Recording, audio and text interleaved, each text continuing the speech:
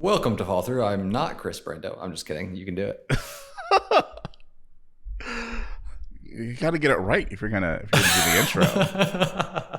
Hello and welcome to Fallthrough, your source for deep conversations about software, technology, and computing. I'm your host, Chris Brando, and this week we are going to... Oh, I forgot to say my handle there. I'm your host, Chris Brando, also known as Scriptable. Even I can't get it right. Thanks, Ian. You messed me up. Anyway. Dinged up, AA Ron. That's your one and only swear this episode. I don't want to have to bring bleeps in from that. Anyway. Hello, viewer. Welcome to Fallthrough. I got Ian with me this week. Exciting. A duo episode. We've been doing a lot of duo episodes. Me and Jamie, me and Matt, me and Ian. I think we did one, me and Steve. It's been a lot of fun, but I think 2 people is a good number for this podcast. Anyway, this week we are going to be talking about GitHub, because I think that we all have to just talk about GitHub. GitHub's been going through a bit. We're going to talk about the GitHub Copilot subscription changes, offering changes. I don't know how to describe it. We'll get into it when we get into it. And they're pretty massive service issues. And that will lead us into likely a talk about De-Enshittification, which I guess is a word I'm just not going to bleep because that's the word. And we will, as per usual, go from there. As usual, we will have supporter-only content. If you're not a supporter already, head on over to fallthrough.fm/subscribe and sign up today. And if you're not following us on social media, give us a follow there. And if you're watching this on YouTube, hit that like and subscribe button. It helps us out a lot. With that, let's get into the episode.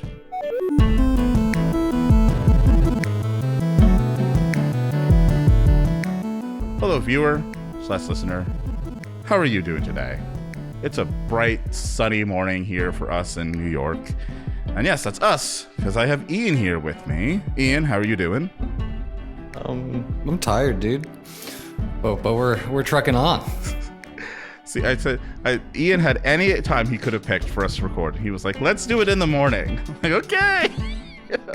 8 a.m. Oh, yeah. Those early morning records. But, it's a bright, sunny day. The weather's getting nicer. That's what matters.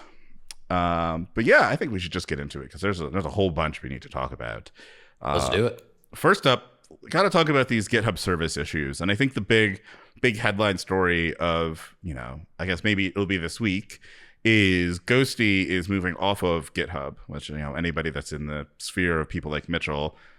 Mitchell's been on GitHub for since the beginning, basically, right? He's user number 1299, and he says for the past 18 years he's opened GitHub basically every single day and used it every single day, which is kind of crazy. But the recent service, uptime issues have made it so that he just, he has to move Ghostty has to move off of GitHub and move somewhere else that hasn't been announced quite yet. It might be announced by the time you listen to this, but as recording, has not been announced where it's going.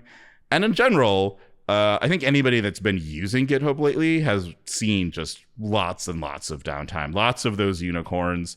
I think I mentioned it on a previous episode where the entire GitHub domain just disappeared. I got we can't find this domain from Safari, which is obviously not great.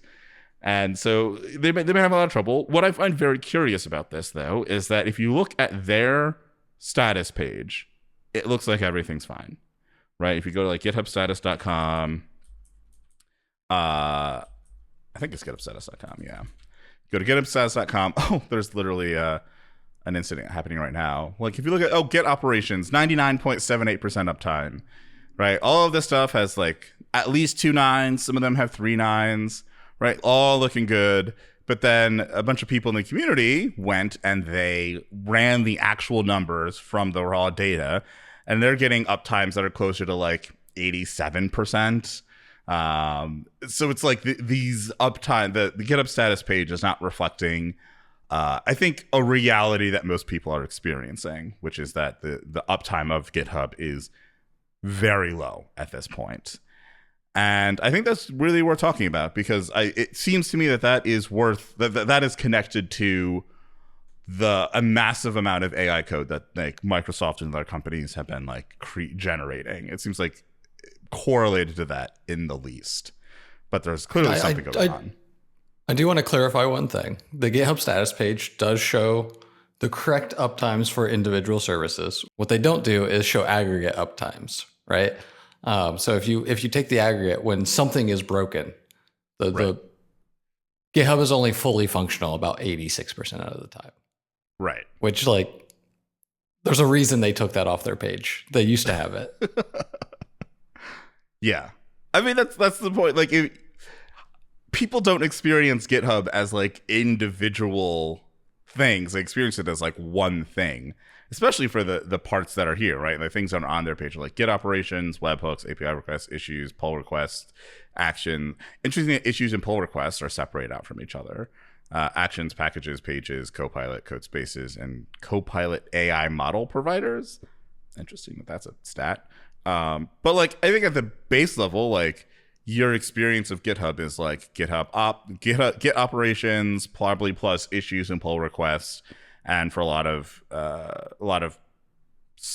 of users, actions as well. But the pull request is just also like a really big one, and it's actually having an outage right now. Incomplete pull request results in repositories. So yeah, for the past day, they've had this outage because it started. We're recording on the 29th. This started on the 28th at 14:17 UTC. So it's been going on long enough that you can find commentary videos of it on YouTube while it's still happening. Yeah. And I think that's like the big thing here is that like it's the uptime here is just not good enough anymore. And it feels like they're not, I don't want to like drag the employees, they're doing the best they can, like the individual programmers and whatnot. But this does seem to be like an outcrop of both, I think, AI from both angles, right?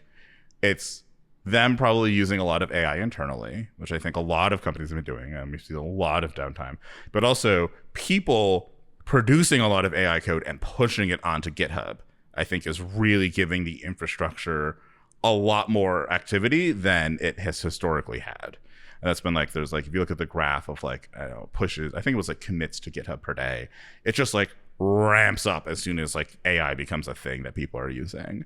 So that seems to be like the GitHub's getting it from both sides.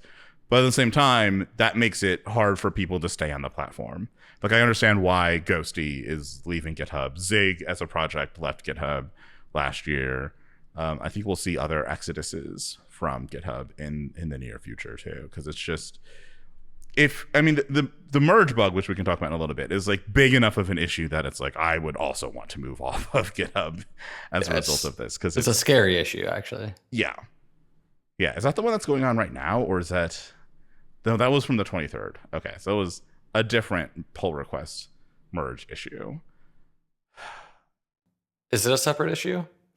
Yeah, it looks like the ongoing issues around Elasticsearch not indexing properly, so they are not showing you pull requests.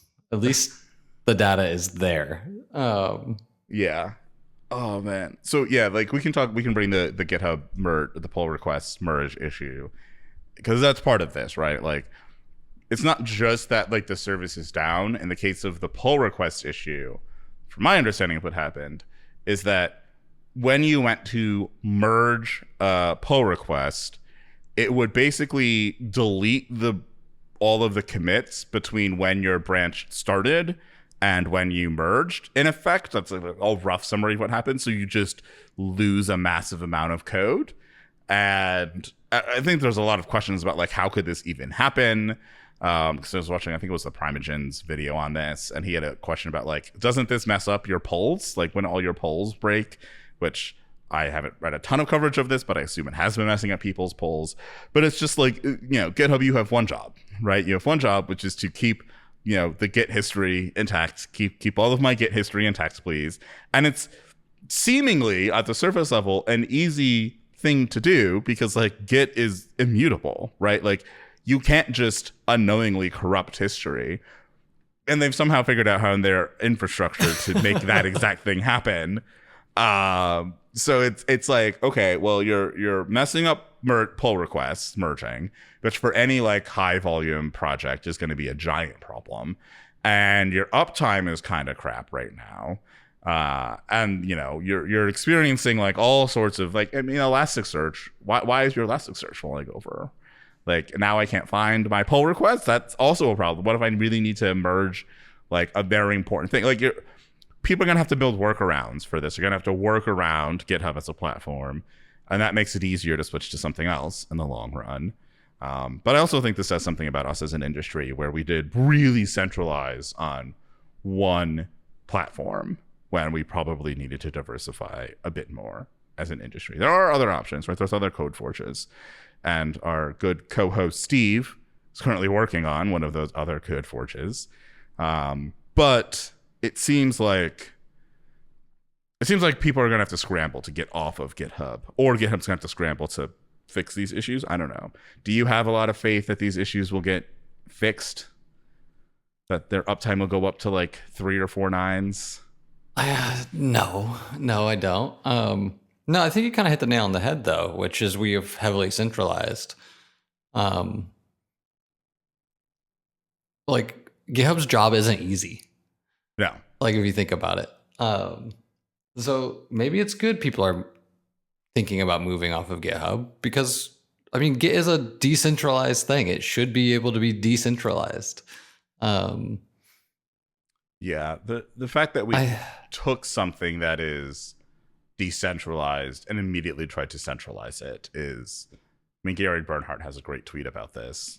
Can't find it right now, but it's basically like, Linus gave us this beautiful decentralized, source code management system, and the thing we did is we immediately put it into a single point of failure.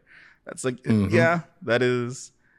And the bigger, that's what we do, though. That's what we do. Yeah. And the bigger thing isn't just like, Git is decentralized, but like issues and pull requests and all of that stuff isn't. And I think that's the issue. It could be. I mean, I think there is a little bit of irony in that, like, Git is just a file system at the end of the day. Like, it's a content addressable file system. And we could have formats for storing issues and all this other stuff in there. And we could be using, email-based pull requests, right? Email-based merge requests. Like, we could be doing, like, the way that the Linux kernel does the stuff. Still does it.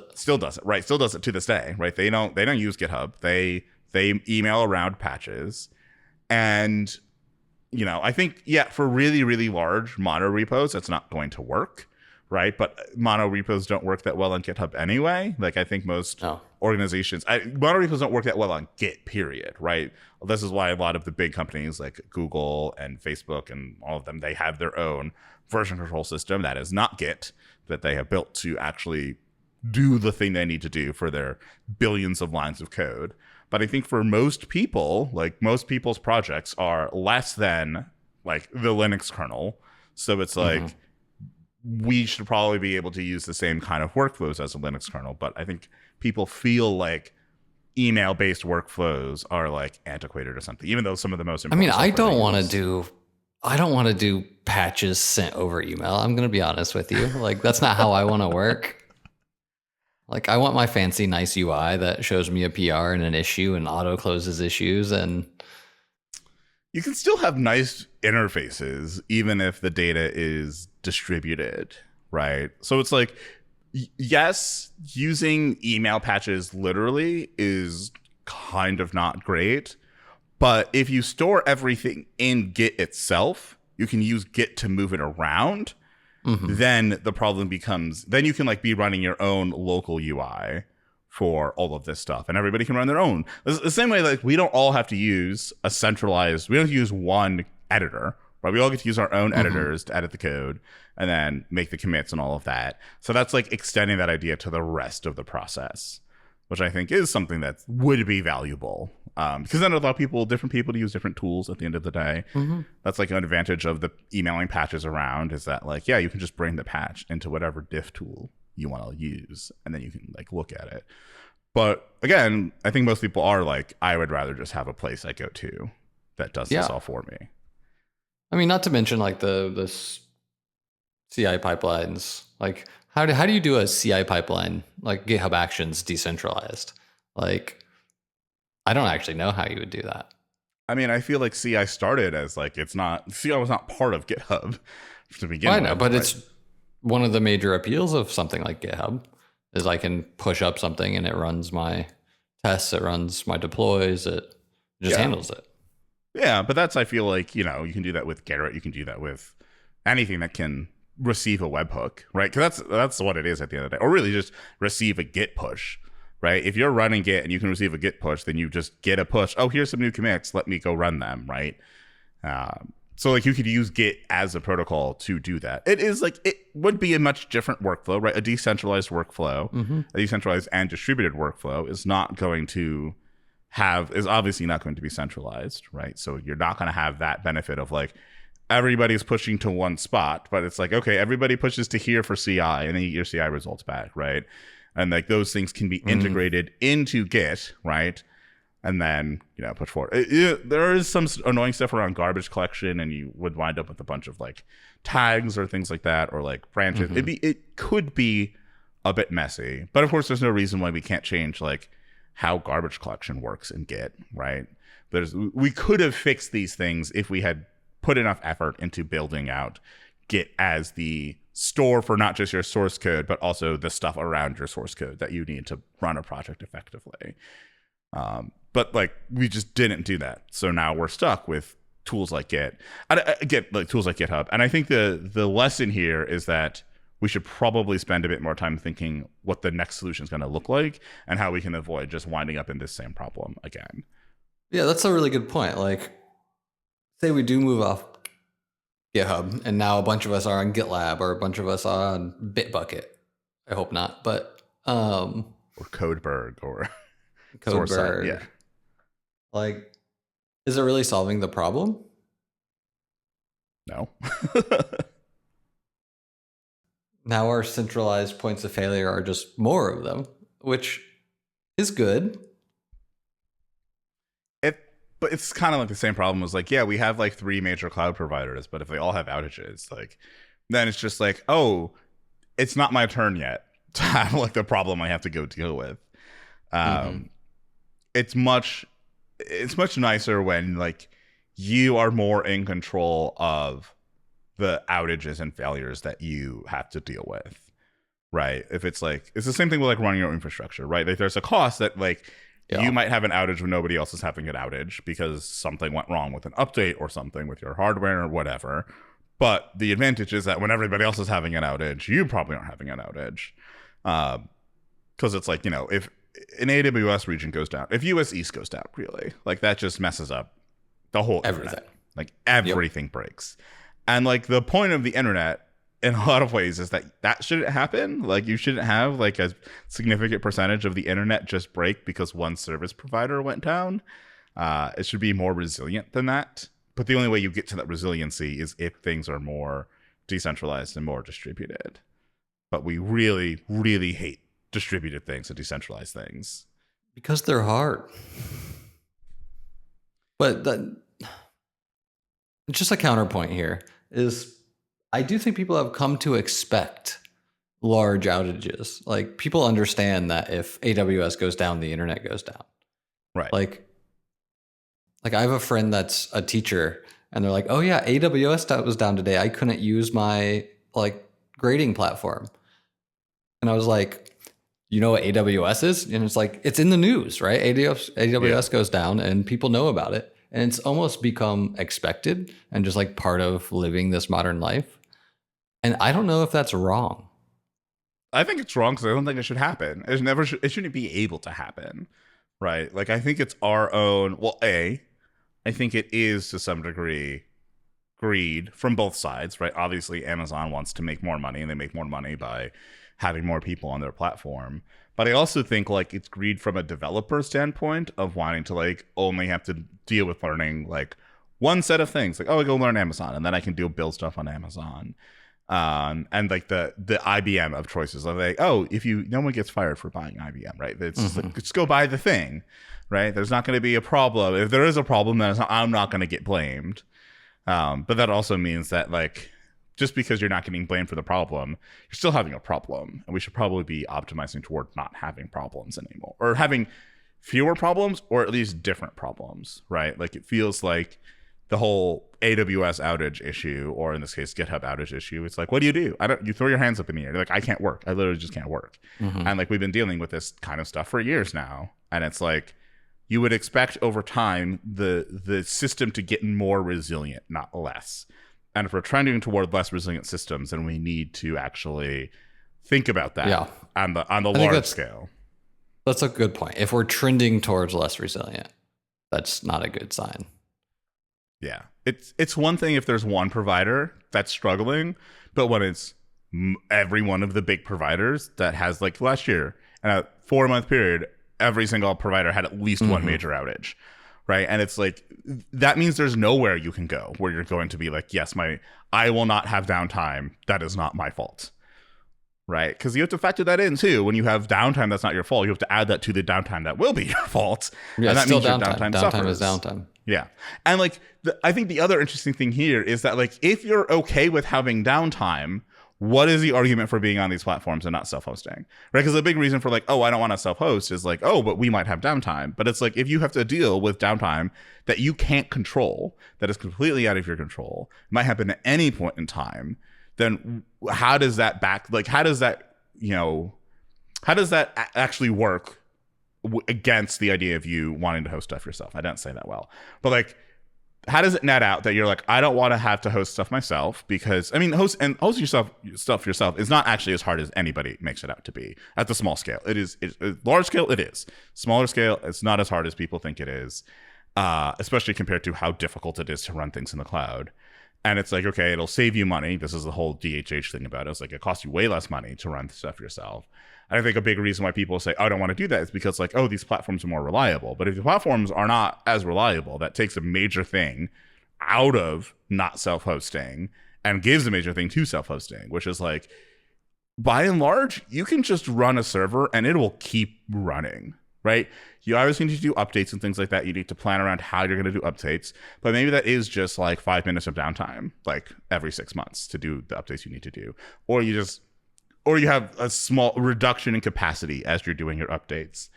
But it's like, you know, you can turn a server on and it'll keep running for the most part for a very long time without you having to actually touch it or interact with it.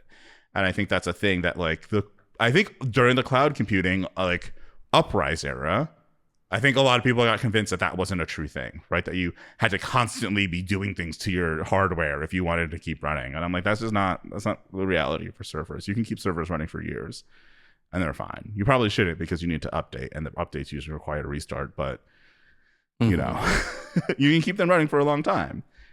Yeah, I don't necessarily think it's only that's keeping people on the cloud. I think it's kind of a known entity now, and self-hosting isn't a known entity anymore. Yeah. It's what developers know. It's what executives know. It's like whoever did the marketing for these clouds did a really good job. And now the expertise of self-hosting, I think, is gone. It's like skilled tradesmen almost. I don't know if it's... I think there's still a lot more people doing self-hosting than we think. I mean, you have to remember too that like most of the stuff out there is still on premises, right? Like cloud. Is that true?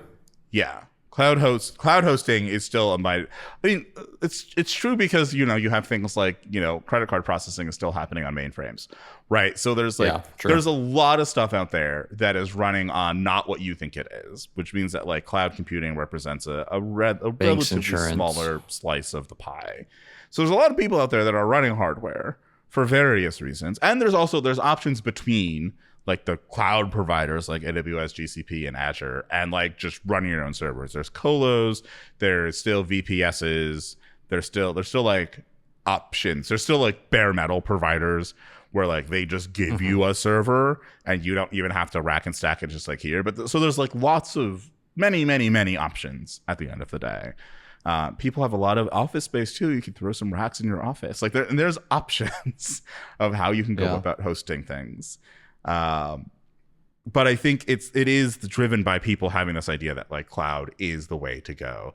And cloud is also just so expensive at the end of the day. So expensive. Like maybe if you're just using EC2 and like EC2 and EBS, then you're okay, maybe sort of. But if you want to use any of their other fancy stuff, like especially like Lambda and stuff, like it gets so expensive so quickly, and it can like run out of control. You ever seen what data out costs look like? Oh my god, it gets crazy. Yeah, egress alone is like, that's the greatest. Like, the fact that egress is still something that AWS charges, I'm like, this is insane. Especially when you look at like, you know, people coming up to try and eat their lunch. Like Cloudflare is, I think, trying real hard to become more full cloud computing provider. I think Fastly's trying to do it too. Bunny do like the big CDN provider. So like, wait a minute, we have a lot of edge compute. we can run your containers for you. We can run functions. Like the Cloudflare workers are pretty fantastic, and they're even building out. Like they've had email in handling for a while now. Now they're providing email out, so you can send emails via Cloudflare. You can do. I didn't realize that. Yeah, it's. I think it went either beta recently. Yeah, I think it's beta now. So it's like a relatively recent thing. The emails are kind of pricey compared to like say Postmark, but they're still. It's just like, yeah, you can just do it in one platform. You can build a worker that does. You can build an entire web platform on workers if you write in like Rust or JavaScript or TypeScript, right? And now they also have containers. So if you have something in container, you can run it. And Bunny has also had magic containers for a while now that run on their edge. It's just like, yeah, we'll just run it where you need it to be run, and then we'll charge you like this price. So it's like when you look at the offerings other people have compared to like AWS and the big ones, it does seem like other people are offering better, more affordable options compared to AWS. Of course, there's still the inertia of, well, I'm already on AWS. And then having to decipher an AWS bill is just something I never want to have to do in my life, of being like, what is all of this? What is all of this pricing? How does all of this? But yeah, it's like we've fallen into this idea that I think the big providers are what we all need to be going with. And I think that is something that is, we're starting to learn is not reality anymore, I feel like, as an industry.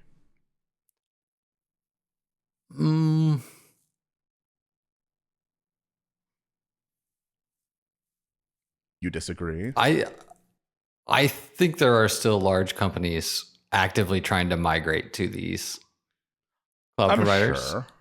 I'm sure. But I don't think you're necessarily wrong. I think in recent years, I've seen a lot more from smaller infrastructure companies. Like you mentioned Fastly, you mentioned, what's that other one I see all the time? Cloudflare or Akamai, widen.net. Like CDN provider or just another provider? Provider. Like, is it Vercel? Is that what it's called? Oh, Vercel, yeah. For the JavaScript stuff. I know of it. Yeah, I had a hard time thinking of the name of that. But like, you didn't see the smaller providers pop up like that before until what, 4 or 5 years ago? Yeah, they definitely started popping up a lot more a few years ago. Probably. So I think you're right.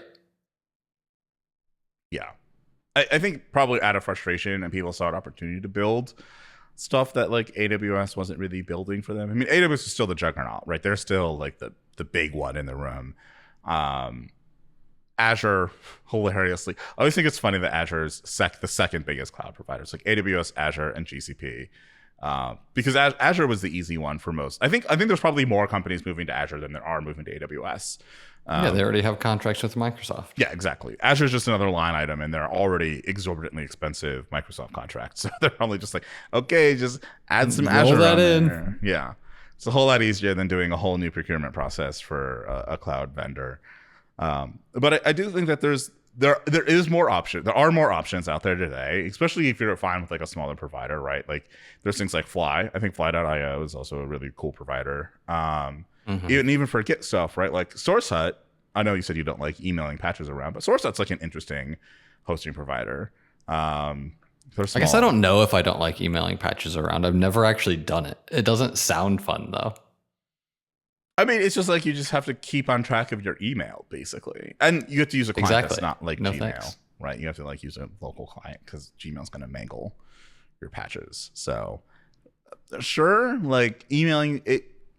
I guess it depends on like how used to a workflow you are, right? Because a lot of these projects that email around patches also use email for like all of their discussions and whatnot, which for a distributed project is a really good way of doing things. And it's very like, you don't have the centralized problem of like, oh no, even if like your email server is down, you still have all of your history, right? You still have all of the stuff saved.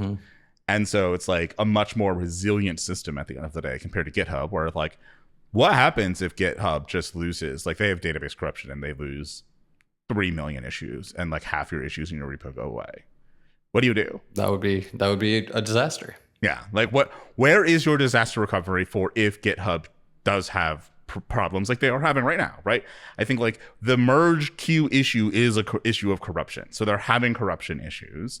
I don't think it's that hard to extend that to, since it is related to pull requests, to like pull requester issues. We're seeing people have issues being able to find pull requests, like they get Elastic Index, being able to like lose them, not the data, but the ability to look at the thing or find the thing in a list, right? So we're seeing issues around this thing. I don't think it's that big of a jump to say, maybe the actual issues will just disappear and they will be unrecoverable. And like, what are you going to do for your project if that happens at scale? What is your company going to do if you're putting everything into GitHub, right? This is like a massive risk that I don't think any of us or many of us have actually taken into account, because it's like, well, before that wasn't really a risk we had to consider because GitHub had really good uptime. They were extremely resilient. They had never lost anything or hadn't lost anything at large scale. So it's like, okay, but like, I mean, Amazon had an issue, I think a few months ago, where they just lost 6 million orders because AI did a thing. I didn't even hear about this one. Yeah, it was something I was watching, some YouTube video, but yeah, it was like, yeah, some AI thing, like AI that had been deployed at Amazon lost 6 million orders. Just look it up real quick.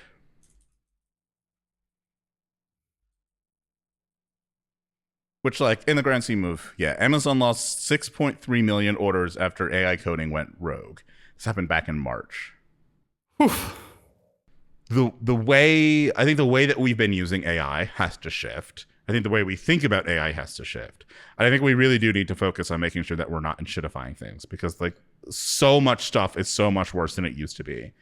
And I can't see it divorced from AI at this point. Like all of these companies having all of these outages, all of these problems, some of them caused directly by AI. Like AI at companies has dropped entire databases. Like I think one of the outages, like part of that story about Amazon losing 6 million orders is they were like, okay, we're going to roll back what AI can do. So we don't have this problem again. And then within that 90-day window, they had another outage that was caused by an AI basically tearing down the entire production environment and rebuilding it. And it's like a human would have been like, no, we're going to build the new one first and then tear down the old one. But the AI seems risky. Tore down the old one before building the new one. And it even bypassed the you need 2 approvers checks on this. So just it's like, oh, there's a problem here. I'll just bypass this so I can do what I want. And it took the whole thing down. And then Amazon was like, oh no, this is an issue. Right. So there's like direct causes of outages by AI. But I do think the general let's have AI write 30% of the code in the organization is a really big problem that we're starting to see the results of, which is that like a lot of slop, a lot of things that are not working properly. And like, this isn't to say that humans wrote really great code either. Like we have a lot of vulnerabilities sitting out there because humans didn't write good code, but the amount of bad code a single human can write is much less than the amount of bad code a single LLM can write. And also, I think too. Yeah, that's an interesting point, because like I don't know what I want to call it, the blast radius of an LLM going wild is huge, because it can just all day, every day spit out mediocre code, and a lazy human's not going to do that. Maybe it'll do 6 hours of that. Yeah, it's a lot harder for humans to. It is. I mean, there's ways that humans can take down entire systems, but it's a lot harder for a like benign human to create massive problems compared to a benign LLM creating massive problems. And at the end of the day, too, when a human causes problems, you have somebody to blame, right? You're like, that person's the problem. With an LLM, you don't have a person to blame. You have a system to blame. You're going to fire your LLM? No, right. Like, you have like a system to blame, but even in that case, like, how do you actually reconcile some of these problems? Like, once again, like Amazon tried, they're like, oh yeah, we're going to take permissions away from the LLM. And then like, nope, got permissions back. Like, and like, I think that is like a bigger thing of, we still don't really know how to run these things well yet. Like, the number of time, like Claude's permission handling is atrocious, right? Either you have to use dangerously skip permissions, which then like, I don't know, could RMRF your whole hard drive, or you have to use like, just click through and say yes to every little thing it wants to do, which, you know, it could also slip a RMRF in there and get rid of your whole hard drive. So there's not really a good option here outside of sandboxing. But how many of us are actually sitting down and like sandboxing Claude ourselves? And like, you'd hope that it can do it itself. I think on macOS it does. Like, I know the Claude app operates in a sandbox. I don't know if Claude code on macOS operates in a sandbox. But like, it's super easy to sandbox stuff in macOS. But on Linux, it's quite a bit harder to sandbox things, right? Unless you're running it in a literal container. But then you're dealing with like the reality of running something in a container, which is also like sort of annoying to deal with and do. So like, we don't really know the best way to run these things yet. And that's just for like the things like Claude Code. That's to say nothing of like the actual, like, you want to build an AI harness yourself, or you want to use an AI harness at a low level. It's a whole, I'm exploring that realm right now. It's a whole bunch of stuff that you're like, oh, okay, this is all more complicated than it seems at the surface. Like, how all of this stuff actually works. Way more complexity than I think most people that use the stuff have any appreciation for. I think that's kind of a good point, that one, it's more complex and we don't know how to use it. Like, how many developers are out there right now using these tools, not fully understanding what they're doing? Like, and over or underestimating their abilities. I have to assume that's also a contributing factor to like enshittification in general. Like, I think you're right. We don't know how to use these yet. Like, there's things that these tools are very good at, right? Like, I'm working on a research system that, and I call it a research system, I guess it's more like an analysis system that can like take in writing and then be like, hey, here are all the fallacies that this person is using, or here are the ways that they've redefined a term that might trick you. And this is stuff that LLMs are great at. I mean, if you properly calibrate them, they're great at. Because like you're asking them to do language processing, which is what they do. And interestingly, in this aspect, they do fall for the same tricks that humans fall through. Like, if you just throw a whole article at it, and there's some very subtle, well-crafted fallacies in there, it will fall for them the same way that a human would fall for them. So you have to like use the models in a specific way. But like, language analysis is a thing that they're really good at and they're like really meant for. And I don't see a whole lot of use cases of them, but like, that's something I want to build to help like really de-enshittify the internet. Because I feel like a lot of the enshittification comes from having really overconfident writing that people do when they're talking about things. People are way too confident on the whole, right? Even talking about like, will AI replace people? Like, there's like almost no nuance. People have removed all of the epistemic markers, so people don't say, I think.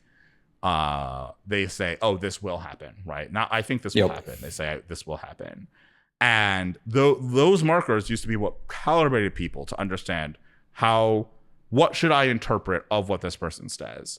And now, since those markers are mostly gone and they've been declining over the past 60 years, it's really hard for people to understand whether something warrants the strength in which it is written with. And that is a very difficult thing for a person to do at the end of the day, right? I was talking with a friend about this, and they're like, well, you should do the critical reading as a human. And it's like, I can't do that much critical reading. That's exhausting. And once again, once you read something, you have read it, right? It's very difficult for humans to forget something. So if you read something that tricks you into believing something, you have to do a lot more work to get that thing out of your mind, right? We also tend to focus on the first thing that we learn about, right? We have anchoring problems. So the first thing you read about a subject will anchor you in your interpretation of everything else. And that is not a thing that applies to LLMs. So if you use the LLM to process the writing, then when the writing then gives you an analysis that you can read beforehand, then okay, these are the things to watch out for. or this isn't even worth me reading at all because it has almost no probative value when you strip away all of the nonsense that's built on top of it, right? And like that is a useful thing, and I don't think we have any tools that do that right now, or certainly none that do it well. But this is an area where like LLMs would be fantastic at this, and I hope other people also build things like this. But like that's not what we're really using them for at the end of the day. And I think that's the problem, is that we're not using these tools in ways that are helpful to make things better. We're using them to, I think, in large part, reduce costs of things, which sometimes can lead to like building stuff we wouldn't have built before, but a lot of time just leads to something getting worse, which is the whole enshittification thing. Yeah, that's interesting. I feel like what you were talking about is like epistemological enshittification. Yes. Yeah. I blame Twitter for that. People don't have room to say, I think. Unfortunately, it's not something that we can blame any modern company on. It's something that's been happening for 60, 70 years now. The slow decline of, it's something that, I even learned it in college, right? When, we were taught, it wasn't even high school, when it's like, oh, you don't need to put I think because this is your writing, so of course it's something you think. And that's taught to a lot of people, and that's how a lot of writers are trained. So even trained professionals have this problem, because that's just like, you want your writing to be the strongest version of it that it can be, and when you put in hedges and the epistemic markers, you wind up, it weakens the writing in the person's mind. But of course, that by doing that, you give a range so that when you do say something strong, it can land as strong. If you don't have any of those markers, then everything you say lands as strong, which means nothing is actually strong, which is how you wind up in the situations we are now, where it's very difficult for people to actually understand what's going on in the world or understand what the things people are saying. It's easy to fall for all of the hype, right? We as an industry should not have fallen for this AI hype, right? It is actually embarrassing, the number of people that have fallen for this AI hype, because we have all been through this for the past 20 years of hype after hype after hype after hype, failure over failure over failure after failure. And with AI specifically, it's been like 60 years of just like it never living up to the hype that's given to it. And I would like to push back on that a little bit. And like, I understand what you're saying, that we've fallen for this AI hype. But I also want to just point out that like these are useful tools now. Yeah. So of course. The hype is never about whether the tool is useful. In most cases, the underlying tool is actually useful. Cryptocurrency is a perfect example. Like the blockchain is an actually useful thing. It's an actual it's a progressment in the way that we can store data, certainly in Byzantine fault tolerant distributed systems. Like it is novel and very useful in a way. And even cryptocurrency on a whole is a very useful underlying technology. So they can, and the same thing happened with big data, obviously with the .com boom, like all of these things, none of them were bad technologies or not useful tools at the end of the day. They were extremely useful tools, but they were never useful in the ways that they got hyped about, right? That's the common thing. The hype doesn't match. I agree, but I don't want to confuse the hype with, or the disregard of the hype with disregard of learning to use these tools. Like when we say it doesn't match the hype, it's not that you shouldn't learn this and it's that it's going to go away. Oh, like I don't think these are going away. No, I don't think these tools will go away at all. I think the way you get away from the hype is by actually sitting down and learning the tools. I think that's a requirement. Like you have to understand how this thing works. Because when you actually sit down and learn how this stuff works, it becomes a lot less scary. Because when it's just like, oh, this is a thing, and you just see it for the first time, seeing it work, and you're like, oh my God, this thing is incredible. Magic. Right? And then it's easy for us to extrapolate, especially those of us that have like consumed a lot of sci-fi material and all that. It's very easy to extrapolate out to, oh my God, this thing's going to be able to run the world. But when you actually sit down and look at how the thing functions, when you have to tinker with that low level, right? Like for instance, when I was building up this AI harness, getting the simplest thing done, it was giving me completely deterministic output, For every input I gave, it gave the same exact output, because that's what will happen unless you actually add the stochastic layer, right? Which is the randomness you introduce, basically. So it's like, yeah, this thing at its base level it will not produce anything but the same thing over and over and over again, given the same context. So it's like you add the stochasticity, or I don't know how to modify that word there, but you add that, and all of a sudden now it can do the stuff that people are like, oh, this is interesting. But adding more and more and more of that makes it also appear to be a bit insane with its output, right? Because it's just randomly selecting things, then it starts selecting bad things, and then it kind of has a runaway effect. So there's a middle ground, and once you understand that, okay, there's a middle ground, that adds a little bit of nuance. But you actually understand how these things work, all of a sudden it's not, this is a magic box that's going to be able to do everything.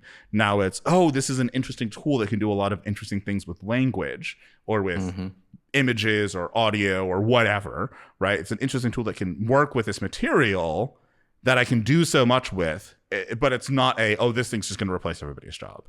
So I think that mindset, that idea that this thing will be able to replace other people's job, exists in a very small area between, like, you don't actually really understand how this stuff is working, and you don't really understand how innovations of the past have worked. Right, because it's like we've had things that appear to replace people's jobs many, many, many times in the past. And yet we're still fine as a society for the most part, right? Yet those people still manage to find jobs. Like, our unemployment rate has not spiked because of some technology that came around and just took away everybody's jobs. And once you wipe away AI as like a big scary thing that's going to take away everybody's jobs because it's so magical and it becomes this actual real technology, it just fits with the rest of that stuff, which obviously we still have to deal with as a society, where we have to decide how much job displacement are we willing to accept. But that's the real question here, instead of what so much of the hype is about, which is like, oh, this technology is going to move so fast, it's just going to replace all the jobs. And I feel like that is what leads to the De-Enshittification, right? I think we went through this with the self-checkout in grocery stores. I like it's coming back now. I think they've done some rethinking of how to make it work in some cases. In other cases, they're like CVS in New York, which just puts literally everything behind barriers, so you cannot get it, so you cannot shoplift it, right? Which is so annoying. But when they first put the self-checkout in, there was a lot of accidental shoplifting happening. Right. And you have to change the way that you have to put more barcodes on things. You have to make the menus for finding produce and all of that a lot easier. There's a lot of stuff you have to do on the software side to make self-checkout actually work, to prevent people from accidentally shoplifting. And so, like, the first round, we were like, oh my God, cashiers will be gone in a decade. And that didn't happen. And actually the reverse happened. We started ripping those things out for a while. And then the pandemic happened, and we're taking another round of trying to do self-checkout. And I think this round's going a bit better. But then we're Walmart, you just put produce on the scale now and it tells you what it is. Yeah, exactly. Like, we have the technology now to actually do self-checkout well, and that will likely reduce the number of cashiers, or really just redistribute the people that are working in the store, what they're actually focused on. But, you know, a lot of the conversation focuses on, oh, well, the cashiers will be gone, right? And that, you know, I'm willing to say that we will have a lower number of cashiers in the future. But, you know, you'll still need people in the store to help find stuff. You'll still need people manning the self-checkouts, because people struggle with that all the time. And there's still just a ton of people that would rather just go through checkout instead of doing self-checkout, because self-checkout works until there's that one person that doesn't know what they're doing. And then the whole line is held up, and then it's better just go in a cashier man's line and check out that way. I wonder if there's been research done on job loss due to self-checkout. I'm sure there has. Sure, there's been. And I'm sure there has been job loss. Oh, yeah. I'm not saying there's no job loss due to self-checkout. There's definitely job loss. And there's job loss from AI that's existed for 20 years, right? Like, it's not that we don't have any job loss, but I think the thing I push back on is that there will be massive job loss, or a lot of job loss, or the extrapolation that, like, oh, because some people lost their jobs, that much larger number of people will lose their jobs. Or, like, in situations where you have hyper optimization already, like, grocery stores were always trying to cut back on the number of people that they employ, because grocery store margins are awful, like 2% at best. So you really do need to control for costs really well, which is like, and, you know, you have, one of the things about it is that self-checkout is a capital investment, not an operational investment. So that weighs differently in people's minds. So it's easier to, we'll put in some self-checkout things, and then those will offset our operational costs, right? So there's a lot of math that goes into how and why you use these different things. But I think that's kind of my point at the end of the day, is it's just like so much of the discourse and so much of when I talk to people that aren't in tech, they're like, oh, well, yeah, I mean, AI is just going to come for all of us. And I'm like, that is not a helpful mindset to have, and not one I think that's based in reality. I don't think that AI is just going to come and snatch up all our jobs. Not with what we have now. Maybe there'll be another Transformers-like thing that we stumble upon that will make these models so much better. But that's us fearing something that might come later, which I don't think is a helpful fear. That's like, yeah, sure. And then like an asteroid we didn't detect might come and smash into the earth and we may all die. Like there's lots of what ifs that we could do. Yeah, that doesn't keep me up at night though. Yeah, like tying a future what if to a thing because it looks similar to the thing you have now is not you being afraid of the thing. It's you being afraid of the thing that might come after. And that's what's happening with AI now. Like the AI things that we have right now, not gonna replace people's jobs in the way people think. But also like, I don't think that the AI we have now is going to grow into something that's going to replace people's jobs in the way we think. I think it's just going to do the same thing that's happened in all the other previous hype cycles of like, it will have an effect. It will be a thing that we all have to deal with, just like cryptocurrency, right? Some people are still getting scammed on cryptocurrency. Lots of the world still uses cryptocurrency for various things. It's a thing that exists in the world now. It did not replace fiat currencies, right? And like AI, LLM systems are things that exist in the world now. They will change the way that we work, but they're not going to replace 90% of software developers. Maybe 20% though. Maybe. If you're a junior trying to get into the career, good luck right now. It's been like that for so long though, right? Yeah, it was like that before the AI. Yeah, like we have a friend, right, that like got his master's degree and then he finished his master's degree in 2022. And then he was like, oh, there are no jobs for juniors, right? And that was because tech companies decided to hire a ton of senior people during the pandemic and then laid a ton of them off and flooded the whole market with people. And you have to, and at this point too, especially now, the one thing AI has done to make it harder for juniors is that getting your resume into a company now is very difficult because so many people are AI generating resumes and throwing them into ATS systems. And those were never meant to handle getting 1,000 applicants for one job. There's like 2 people handling all of talent tracking within companies, big companies. And it's like, they're like, we're overwhelmed. We can't, it's like Tinder swipe left, swipe right, basically. Yeah.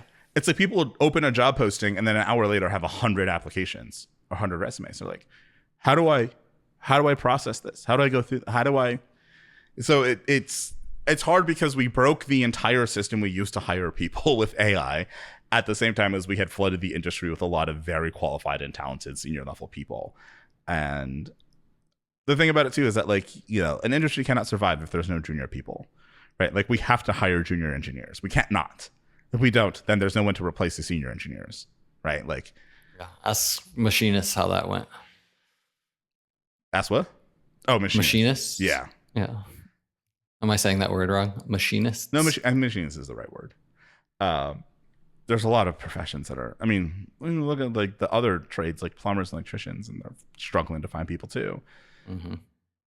Yeah, it's like we can't, and that's the thing too of like so much of this at the end of the day is like because we talk about it makes the thing more real, right? The more you talk about no, like junior engineers can't get a job, the fewer people will want to try because they're like, well, I can't get a job, so why am I gonna go into that profession at all? So that's the other thing we have to be careful about is like creating the reality by talking about it, not because the underlying thing would have actually done that if we hadn't talked about it. There's a lot of complexity, but we really are stuck in a trap of enshittification right now. And we have to change something about our behavior for the last 20 years if we're going to deviate from that path. What else we got? I don't know. I wanted to talk about Fallthrough. I think that's a good closing thing. A little bit of, you know, this is episode number 69. Nice. And although it's technically it's the 70th episode we've shipped because we started with episode 0 index because, you know, nerds. So yeah, I mean, 70 is like a lot of episodes, right? You got through the first year. That first 52 was the big big push. I think we've definitely found ourselves over that first year. Like, you know, think about those first episodes we did that were like 3 hours long of us talking about I don't even know what, having a topic and never sticking to it.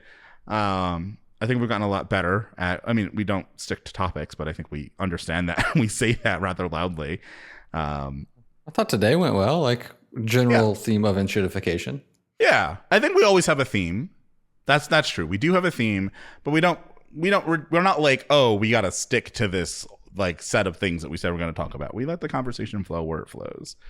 And I think we've gotten better at like sticking to themes, right? And keeping everything in the theme, even if there's tangents going on, which I think is really, really good. But yeah, I've been thinking about a lot of stuff. Like I'm also trying to do like my writing stuff, but like I also realized that like I don't really love the branding of Fallthrough, like the visual graphic branding of Fallthrough. So we're going through a little redesign effort, which is also like, you know, this really started with I needed to prototype a subscription page, and that happened to be on the same day that Claude Design was released. And I was like, oh, what's this thing? And so I started using Claude Design to do the redesign. And then that led to me just being like, what if I just throw Fallthrough's assets in and like give me some new design? So that's something that we're working on, is some new branding, new design. Because I like our current design, but it was just me. Like in December of 2024 being like, we need assets, we need branding, let me throw something together. So I threw together our current, you know, little terminal based Go based thing. But also like, I don't know, we kind of need our own colors for sure, right? We've been borrowing Go's colors for a while now, and we're not really a Go podcast anymore. So like, I think this is the first time we've mentioned Go in this whole episode. So it's not even that we're like anti mean side of Go. We just don't talk about Go as much anymore. So we need some new colors. And I'm excited to just try out different colors and things and themes. And I think the ones you sent me are pretty good. I think there are some good options in there. Yeah. But yeah, it's part of that too. It's not just like I think there's a visual rebrand that we want to do, right? And if you all have any ideas, things that you think would be cool, just let us know, because I'm completely open to ideas. That's why I use Claude Design in the first place. I'm like, I don't want a tunnel vision on something that's a variation of what we already got. I want to explore the space of stuff. Draw it up, print it out, send it to us by mail. Yeah, send us a nice little design thing in a nice, you know, manila envelope or whatever. Here you go. I don't know why I want snail mail so bad. I don't know why either. You really want snail mail. That means I have to go to the post office too and pick up stuff from our PO box. Well, maybe we should just give you a key so you can go check it. All right, I'm game. So there's the visual design, but I also think there's like we need to figure out what we want to do next for Fallthrough, right? We've fallen into this pattern of like, you know, we haven't had guests in a bit. I think that's okay. I kind of like this format of like panel, but I do think there were some ideas we had in the beginning that I would like to try exploring again, especially the mini series. I really love that idea. We never really, I think, got that.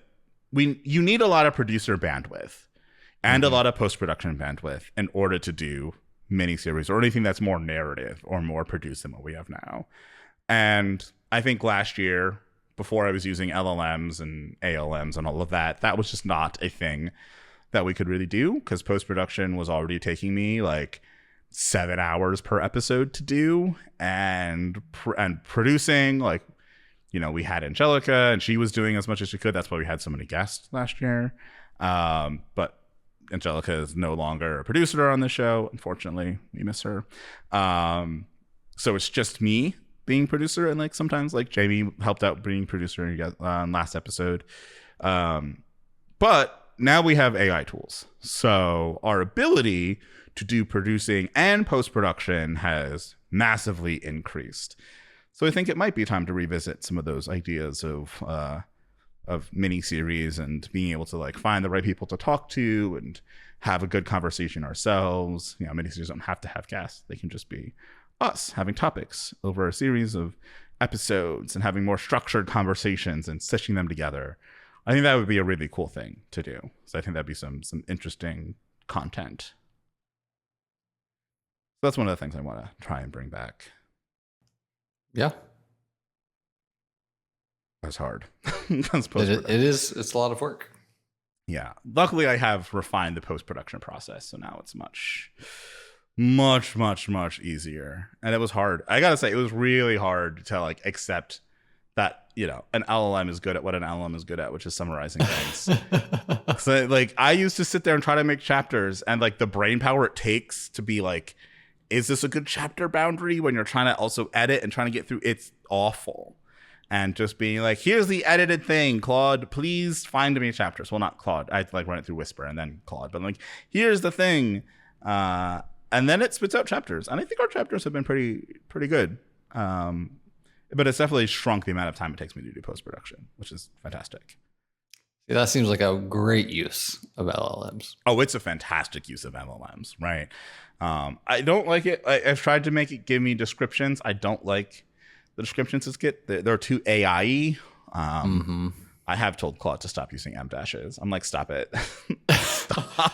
Stop. As a prevalent user of the M dash before LLMs hit, I'm not in a good place. Yeah, it's so bad. It's the first thing that stands out. That and the word genuine or genuinely used in a place that doesn't quite fit. Those are the two big markers of like, oh, this was written by an LLM. Okay. Or really by Claude specifically, because Claude loves to use those adjectives when it doesn't need to. It's like, okay, please stop. It was ChatGPT that loves the M dash, right? I think so, but Claude does it too. They're so useful. They are so useful, but now they just read as AI.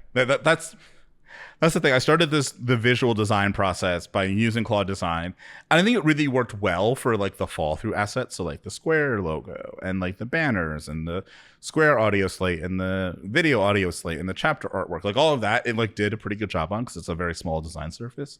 But then when I tried to get website mockups out of it, that's when it just went downhill. That's when it was just like, oh, this is the most AI sassy like website. Like this is terrible. There's like 7 fonts, like 18 colors. Like what? I'm looking at a SaaS products website. That's not, the podcast is not a SaaS product.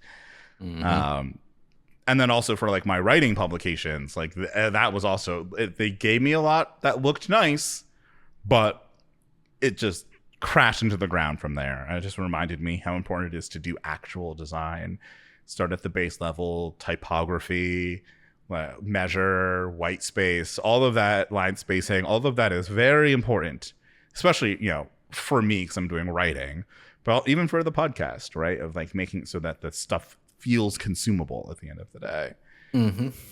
So there's a long journey ahead of us for the rebranding effort, but I'm excited for that. I'm excited. I really like a couple of the concepts that have come through so far. Yeah, I'm hopeful. I do want, one of the things I do think we're going to do, definitely for my writing, for my publications, but I think also for Fallthrough and Break and whatnot, is have by actual fonts, like by actual typefaces. So that's one of the things, that can signal you that this is definitely not AI generated. But also like typefaces are very important for how something is, you know, how you visually see something. Personality. And getting like actually full open typefaces, they're just kind of not available for free. You do need to like pay for them from a foundry, and they're somewhat pricey, but in the same way that we paid for music, like I want to pay creative people for their creative work, and doing typography, being a type designer, is a lot of creative and challenging work. So that's something that I'm excited. I love fonts. I love typefaces. I love fonts. I like someday want to be someone that can design a typeface. That's a long way out, but it's, yeah, when you're a writer, that's the thing you pay attention to, is typography. You're a typographic writer. It's a type of Just writing. wait for the typography LLM that'll design your typefaces for you. God. You give it a character spec and it spits out a typeface. Yo. I imagine that there's something that can already do that sort of thing, but I also imagine that there's all sorts of problems with the fonts it spits out. 100%. And when you don't have me and Steve on an episode, you don't have to bleep as many things. Or me and Jamie. No, you and Steve. It's you and Steve. Me and Jamie Steve. doesn't swear. This is great. Last episode, like Claude was like, "This is completely clean." I don't know what I'm gonna do with this episode because I'm not gonna bleep out enshittification because that's the word. So, It's a technical term. It's a technical term. Yeah, I've been so hesitant to just mark it as explicit, but most of the time we're pretty good. This one we were pretty good, I think. Are you going to have to mark it as explicit for enshittification? No, I'm not going to for enshittification. That's like, once again, that's like a very technical term. Like, it's not like, I think that's like really the vulgarness of, like, you know, some of the words is what matters, not so much the technical. I did say once. You're going to have to bleep that twice now. Yeah, I know. That's the other nice thing is I can just throw it at Claude and Claude will find all of them. Because do we have a custom bleep noise? Yeah, we have the ding. Okay, I guess you don't listen to the podcast. I listen to it sometimes. I just don't notice things like that. It's Matt doing a ding, and there's a little GIF of him for not GIF, but a little short video of him for the YouTube that I put over people's mouths when they swear. Yeah, so. I don't watch the YouTube video. Sorry, I hate looking at myself talk. I have to do it every week to edit this thing. Sucks to suck. No, I'm not doing that. YouTube we're a bit behind on. Just wait, I'm gonna start making a push to get shorts out there, so you might see yourself on TikTok. I think we should do shorts. I think we have some fun little clips. We do. This is another thing that like I'm gonna start doing with the help of Claude is that just give me shorts and I'll just cut them and throw them out there. That's the bit that I've been wanting to do shorts for like a good 6 months now, but it's so much more time to sit down and try to scrub through an episode to find good shorts. But now I don't need to do that because I could be like, Claude, please find me some good candidates, and then I can just watch the candidates. And then, yeah, this is kind of the ideal thing to use an LLM for. Is just like, here's a bunch of transcripts of what we said. Go find the good stuff, please.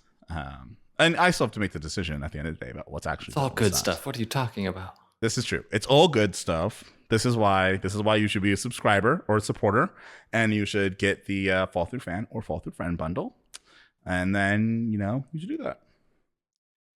At some point too, we got to bring back break. So, but not today. Sorry. In the future. I gotta go to work.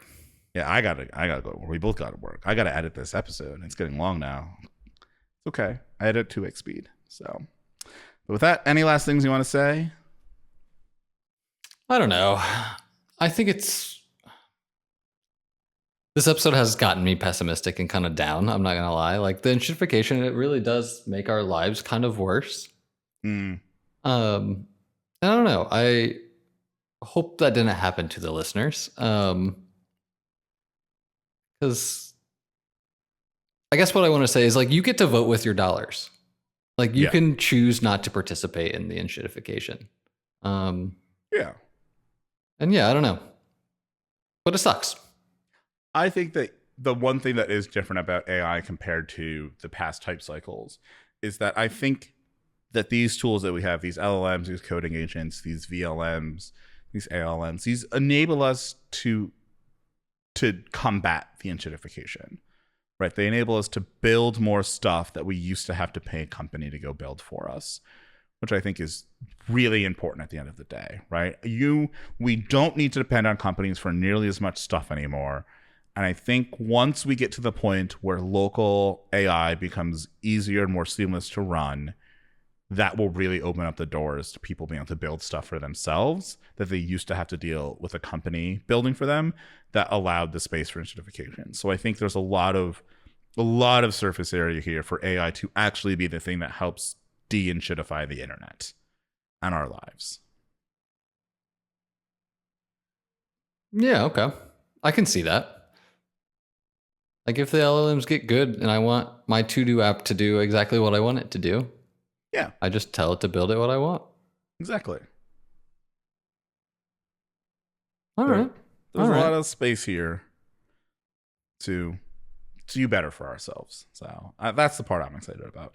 The more that I learn about these tools, the more they use these tools, the more excited I get about the future. Because while there is a lot of hype there's a lot of useful things we can do with these tools to combat some of the more crappy things that have happened in the past couple decades. So they're the problem and the solution. As with most things. Feels like Confucius said that. I don't know. No, to be clear, that's wrong. Yeah, he did not. Yeah, I think at the end of the day, tools are tools. It depends on how actually you George use them. Washington. George Washington. Okay. No, it wasn't. Sorry, that was a bad joke. Bad joke. Abraham Lincoln definitely said it. There we go. That's the one. With his wooden teeth. Yeah. You know, never believe anything you read on the internet. Good old Abe Lincoln. Anyway, so viewer/listener, how did you like that episode? It's not a long one. I think we'll get some really good supporter-only content that I'm excited about. I hope you listened to it. And if you did, what did you think? And what did you think about the whole episode? You know, we covered a lot of stuff. How do you feel about De-Enshittification? How do you feel about the Fallthrough rebranding stuff we want to do and the new types of episodes and things we want to do? Let us know. As we said, if you have any suggestions or ideas, let us know. Like in Gopher Slack and Changelog Zulip, and by email, hello@fallthrough.fm, or by mail in our nice PO box. Yeah, I think I covered all the avenues. But yeah, and let us know how you feel about the show as a whole, wherever you find your lovely Fallthrough host or co-host. And with that, I think we're good. This episode of Fallthrough was hosted by Kris Brando with co-host Ian Lopshire. Fallthrough is produced by Kris Brando, and our beats are by Breakmaster Cylinder. Nice.